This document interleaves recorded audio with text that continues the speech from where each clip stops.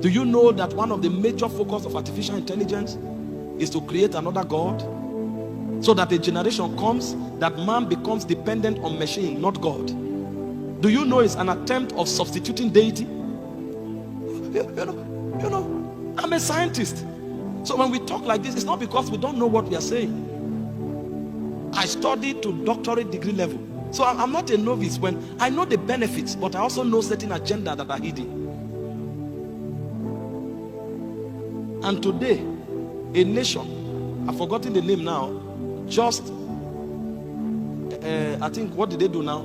The AI, they just released the first artificial Jesus Christ. The first. There are AI pastors, there are AI churches. That many nations today, you come to church, AI is coordinating service. A computer is just merging scriptures from nowhere because he can use concordance and is talking on many topics and smuggling the globalist agenda into the message, interpreting things in light of what allows for demonic programs to find expression. And a point comes when all the moral standards of God are removed. A point comes where the fear of God is removed. A point comes when the sovereignty of God is removed. And another generation will rise who don't know the ways of God anymore. Because when these people plan, they are futuristic. I know the blessings of AI. I know the blessings of robotic sciences. I know the many good things they do. But I'm telling you, if there is no moderation, the agenda, the re-agenda behind it will come. If you look at the 8th evolution of AI, the highest level of AI is called the God AI. So they know what they are doing that you don't know. You are excited because you go to ChatGPT and ask any question and get an answer. The first thing that will happen to you is that a point will come where you don't ask the Holy Ghost anymore. Neither do you develop your mind. ChatGPT becomes both your mind and your Holy Ghost. And that is preparing the way so that a day will come when you will worship a machine. And they know these things. Are we saying we should truncate it? No. But we are saying there must be modification. Gatekeepers must watch. So that if they want to go beyond boundaries, we're frustrated. They try it, we're frustrated. They don't know why the thing is not processing. We are working it out. So if you are a man of prayer, if you are prophetic, these are some of the areas to deploy spiritual power. So your prayer is not just that I pray for 7 hours. What is the product? What demonic agenda have you stopped? You are praying for 12 hours. But there is fornication. There is what do you call it? Harlotry has been legalized in your environment. So what's your 4 hours prayer? Because if the orientation is not right, spiritual resources will be wasted. I'm telling you about innovations.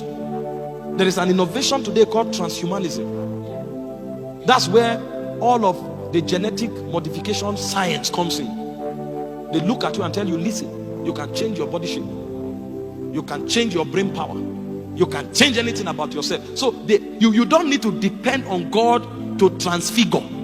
Because our growth in the kingdom is regeneration, transformation, and transfiguration. But they are showing you a new path. Where instead of growing by the abilities of the spirit, you are now growing by the abilities of a machine. And when you do that, a point will come when you will no longer be in the kingdom. I will talk to you about life, and I will show you the level of transfiguration that man can attain if he's developing the life of God on his inside. We can literally become like gods on earth. That's what God designed. When he made man, he said, let us make man in our own image, after our likeness. Let them have dominion. You don't need a machine to upgrade you. With the word and the Holy Ghost, you can attain immortality literally on this earth. We have seen men on earth that grew in glory until they were raptured. Enoch was carried. Elijah was carried.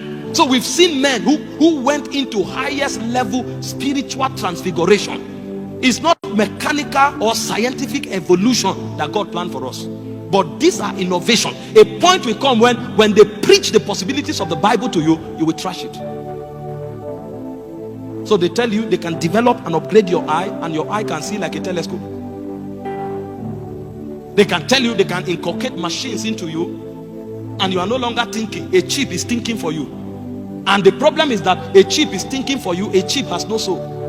So a day will come, a chip will tell you sex twice a week is exercise, and it doesn't care if you are married. And because the gates are porous, these things keep coming in every day, and scientists are being pumped monies to keep developing it.